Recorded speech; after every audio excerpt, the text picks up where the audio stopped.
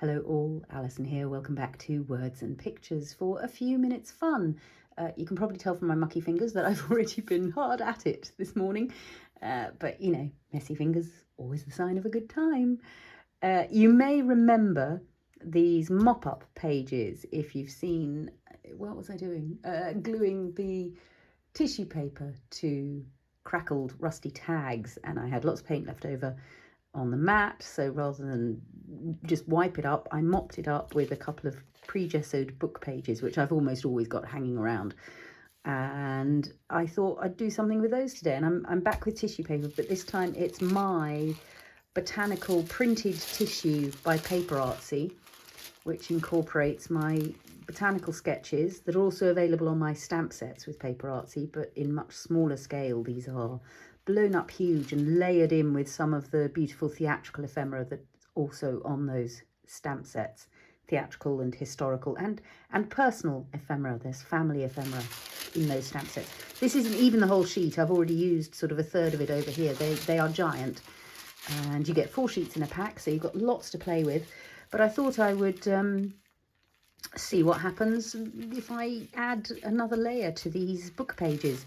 And one of the things I'm planning to do beforehand is do maybe a little bit of, just a touch of colour from the back to start with. Maybe using these Mattints. Yeah, I mean, I haven't really decided what I'm doing, to be honest. Or maybe I'll use the paint, or maybe I'll just glue it down and then paint it from the front. All of these are options. And I'm not fully decided, as you can tell. I think I might go for the simple option for today, so that I can see what I'm doing and you can all see what I'm doing, and then we'll do the fancy stuff of painting from behind on another occasion. But so I think I'm going to take these juniper berries and just add those there. I don't think I really want the blackberries as well. So what I might do is, with my water pen brush, as you saw me do with the last lot of Crackle, with the Crackle tags and the last lot of tissue paper, is just draw a watery line around where I'd like to tear the tissue. And hopefully, all being well, yep, it will just tear away around that watery edge. And there's my piece. Oops, not quite finished tearing. Go on, there you go. So, if that one's, which piece of paper do we want that one on? That's quite nice with that dark blue over the top of it there. Let's see. And then what else do I want? Do I want rose hips? Do I want... Oh, I think I'd like some rosemary. It's all going to be blue and green again. Hurrah! I think maybe this piece of rosemary here I like. And can I get the postage stamp as well? Yes, I can. Can I get William Shakespeare's ring seal? No, I can not. No, because I kind of want the rosemary going down this side of the page, since the juniper berries are going down that side of the page. So I will leave off the ring that possibly belonged to William Shakespeare. It was found in a field in Stratford-upon-Avon, and so obviously the person that found it was found in the, I think in the 18th century sometime, so 17 something or other, so way after Shakespeare died, which is 1616. If you're wondering why I know Shakespeare's birth dates and death dates off the top of my head, it's because I spent a good deal of my working life in the theatre specialising in Shakespeare. So he's a central part of my life, if you don't already know that. So yeah, 1564 to 1616 is Shakespeare's life.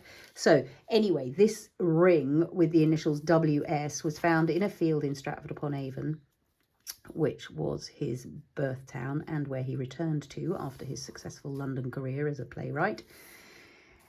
And it was found in the 1700 and something, and so obviously they decided it must have been William Shakespeare's ring. We don't have that much solid evidence of him as a human being. It's quite strange. that somebody these days so renowned could leave so few footprints. And one of the things that always makes me laugh is I think there's something like 6 signatures that we believe to be him signing his name, and all of them are spelt slightly differently because spelling wasn't pinned down at the point when he was writing. So all of them are spelt slightly differently, and I think none of them is the spelling that we conventionally use these days for William Shakespeare. It is there in the folio. They managed it when they printed the folio to spell it, and I suppose that's the reason that's the one that's come down to us. That's the funny ornate S that they would use. Right, what was I doing? Gluing these down. I don't think I want to do any painting on the back of them first. I think I want to see them actually sort of naked on the page, and that might actually be it. That might be all you get today, because I might like that enough for now. I've got some fluid matte medium here, whose lid I can't open. That's not going to work. Thank you. So it's quite a liquidy matte medium, which is good if you're gluing tissue paper, because it's nice if you've got quite a lot of moisture. That's going to help the tissue paper meld into whatever background you've got. And because this is paint on these book pages, acrylic paint, I know very well that it's not going, excuse me, anywhere. It will stay. I might also put a little onto the tissue paper itself. I think it's quite good to get that moisture into the tissue paper. So now I'm going pretty gently. I'm going from the middle to the outside, and I'm just getting all of that paper nice and glued. You can use the Mattints to do this. You can glue with a tint already in. The Mattints are a tinted glaze, so they will work as a glue as well. But as I say, given I've got these lovely painty backgrounds, I sort of want to see the effect just with them to start with. I'm not going to get much of a shot at repositioning this. And I'm perfectly happy on this occasion to live with a bit of wrinkly texture, because you know me, I like texture. This is a stage at which to be quite careful, because when it's wet, as you've seen, the tissue paper is fragile. It will tear. So just be gentle as you're getting that contact down between image and whatever you've got in the background. You could glue this onto plain paper. That's completely allowed. I've done that on many occasions. There you go. So you see exactly what I was just saying. I've just got too wet there. I've pulled the tissue paper aside, and I've now got a squidged juniper leaf. But that's fine, because I can fill that in later with pen if I want to, or I can just live with imperfection. As it happens, I love imperfection, so that works out okay for me. And then this one, again, I'm gonna put some, I hope, can you see how drippy that fluid matte medium is? It really is fluid matte medium, so that's golden. So yeah, I'm using it as a form of glue, but what it actually also is good for is extending your paint. So if you've got paints that dry very quickly, as Fresco paints do actually, they've got a very quick drying time. You can mix in some fluid medium, and that will just extend the drying time of your paint, which can be quite useful. And also, this is matte medium, but if you had a fluid gloss medium to mix with the Fresco paints, and PaperArtsy do a gloss glaze, which you can use in this same way. They also do a matte glaze, which you can use in this same way. I just don't happen to have those bottles out at the moment. This one was right here on the desk. Concentrate, Alison. Concentrate while you've got the fragile tissue paper in front of you. You can mix those with your paints and get yourself a more glossy finish. So if you've got chalk acrylics, you don't have to have them chalky. You can use various kinds of mediums to change their quality. PaperArtsy, I think, also do an iridescent medium, so you could even add shimmer to your Fresco paints. Any minute now I'm going to offer to make a video on this, aren't I? if you'd like to see a video on mixing mediums with paints to change their quality, let me know. We can do that as one of the technical type videos, which are a new thing. It won't always be books on a Wednesday. Sometimes we'll have a deep dive into various products. So there's one already with inks and oxides, just looking at comparing those and really digging in deep to ink blending and so on and so forth, as people had requested after one of my very early videos. I'm planning one on the various kinds of crackle paste, crackle paint, crackle glaze, and the differences between those. So maybe we should do one on mixing chalky paints with different mediums to see what kind of different finishes you can get. So again, let me know in the comments if that's something you would find interesting. So I'm glad I put these down naked, as it were, without painting the backs at all, because I already rather like them as they are. I'm going to dry those, and then I'll come back and maybe do a little bit of painting either with Mattints or with PaperArtsy Frescos, or maybe both together. Back in a sec. All dry. One of the things I love about this is that it gives me a sort of almost a fabricy kind of texture to my book page now. It's got a really pleasurable tactile feel to it. I might glue these onto a journal page at some point. I might glue them down to tags and just use them as tag backgrounds. So for now, I'm not gonna trim up these scabby edges. I really like them. I like that there are bits of tissue paper coming over the edge. And I've got some Pentel water brushes. They come in a set of 3. Or at least I guess you can buy them individually. I don't know. And they have different thicknesses of nibs. So under the dark lid here is a thin one, medium in the medium lid, and a thick one in the white lid, as long as you remember to put the right lids back on the right ones. And I'm going to use those because using a water brush means that I'm always going to have a slightly translucent effect. My tints are translucent anyway. Some PaperArtsy paints are translucent, but not all the ones I've here are opaque. One isn't. The blueberry is translucent already. Nonetheless, adding some water just gives me a bit of flexibility in terms of not losing my image behind. So I think I'm going to I might start by putting down a layer of the Mattint so that you can see what that is. I said I was going to fill in this line of the leaf, didn't I? Let's just give ourselves these juniper leaves back where I carelessly messed up the paper. There you go. See? Easy as that. There we are. So this is the Fern, which is a lovely soft grey-green. So you'll know that makes me happy.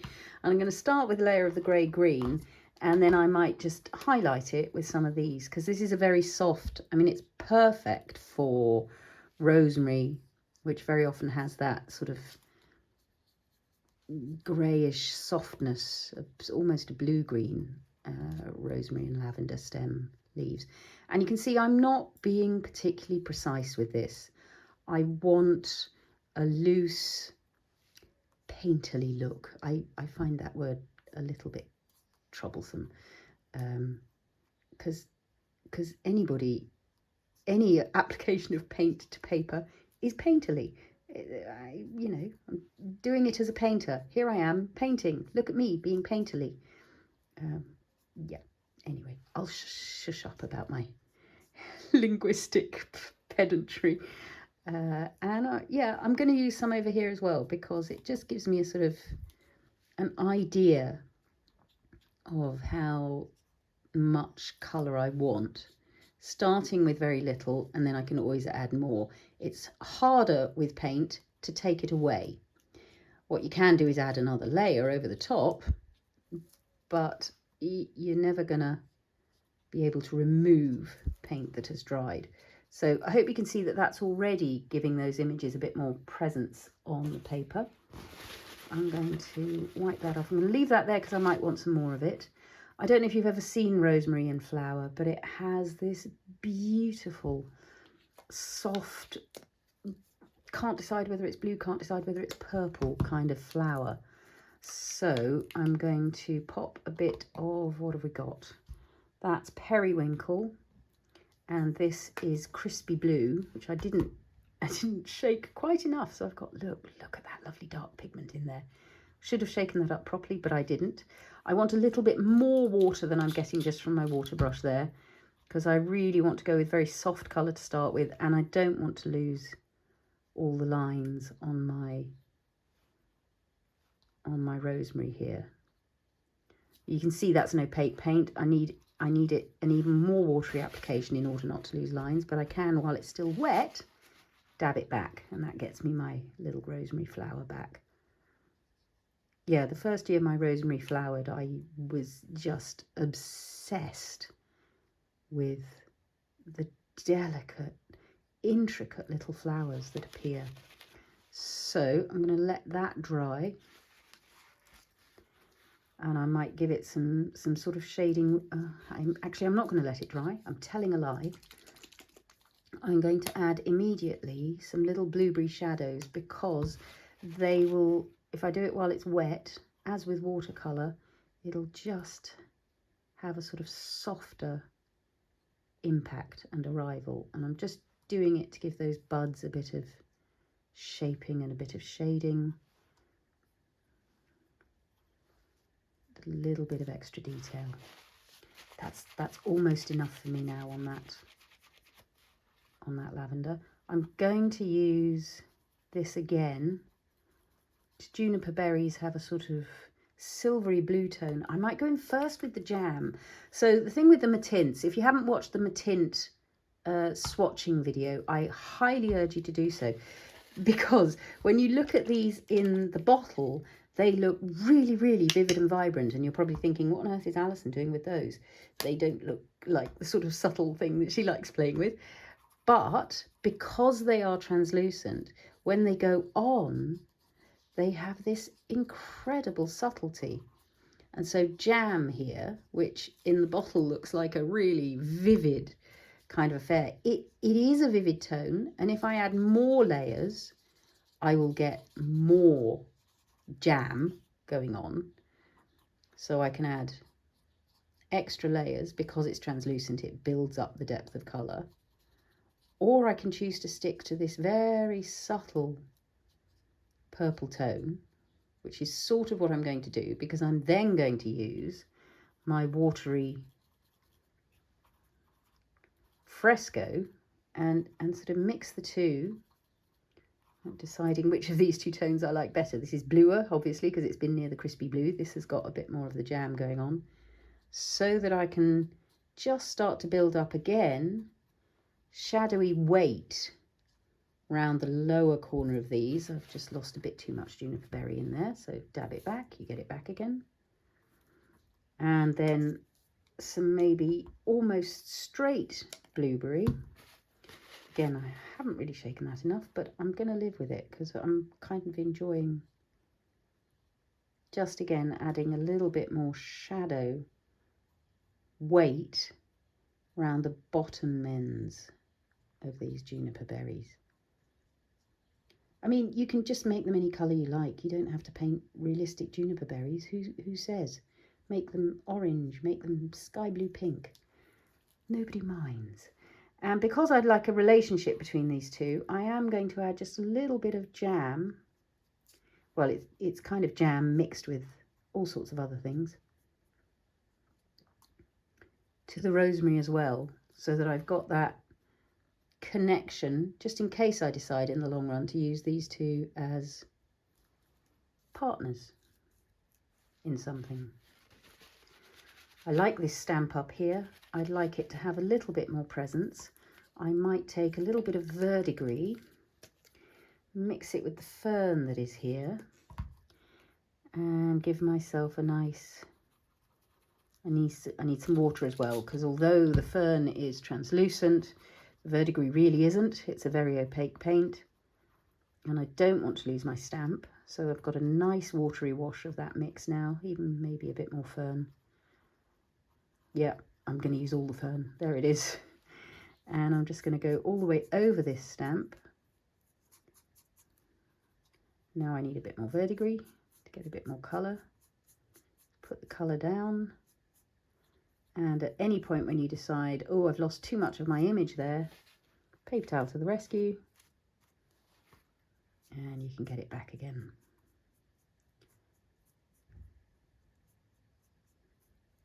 There we go. Quite like that. Quite like that all together. I'm feeling like I'd like a bit more presence for the juniper leaves. So again, it's step back, take a look at what you've got. I might even, I don't know, do we want something as bright as lawn? I don't think we do. I'm quite enjoying that the bright green is in the background there because that mop-up included, I think it may have been lawn, or no, it was tinned peas in the background. Well, so maybe one should introduce some tinned peas so that there is a relationship to the image, from the background to the image. So that's the tinned peas. So as a final step, pop a bit of that on the mat. See, that's got a much more acid quality to it. I've been using very bluey greens. So this immediately will give us a bit more zing. And yes, that's quite nice because that's just echoing. Oh, look, let's use it on the stalk of the rosemary, which hasn't really got very much colour on yet. And that's giving us a colour that really is much more closely related, because it's the same colour, to what's going on in the background. And I'm going to add some of that to these juniper fronds as well. Not all of them, just some of them get that zingy green to just wake it up. And again, you can see I'm not being precise with this painting. I'm just I'm being painterly. Which to me seems often to translate as making a mess. But you know, I like messes, so I'm not knocking it. I promise I'm not knocking it. There we go. I sort of want to leave those there. As I say, I may use them as part of an art journal page. I may use them as a tag background. And you know what I'm doing now, don't you? I'm looking for another gessoed book page because I've got this paint on the mat again, and the whole thing starts again. So I'm gonna try and get the greens at the bottom again because why not? Because earth is at the bottom and sky is at the top, and then I'll let myself be a bit purpley and beautiful at the top, greens at the bottom, and I've got another background ready to play with another day. I could even, have I got something else lying here? I can just daub down into it. Oh, look. Now, here's a dragonfly that I didn't get a proper cut on. So, dragonfly. He's a moth. Perspective moth. He's the perspective moth. You've met him before in videos. If you haven't found those, go and look at the few minutes of fun list. And I feel like he, even though I couldn't fully, couldn't fully make his wings unpop. I mean, I haven't had a really full go at it. I could probably get some more of those pieces out. This is why it's good to have things lying around on the craft desk, because when you've got leftover paint, you can just go in for a mop-up. I'm aiming for some of that green onto his body now. I want some of this bluey purple onto this wing. That seems like a good extra for today. And he's now related to these, so, you know, they may all end up being used on the same project. Who knows? But they're there and they're ready to play with in just a few minutes of fun. So I hope you've enjoyed seeing me messing around. If you have, do hit the thumbs up button. Leave me any comments or questions down below. And if you haven't subscribed, please do. It's lovely to have your amazing feedback and interactivity on the channel here. I will zoom in for a little look at these. It won't take long. We'll just take a little close-up zoom montage, and I'll see you again soon. Happy crafting all.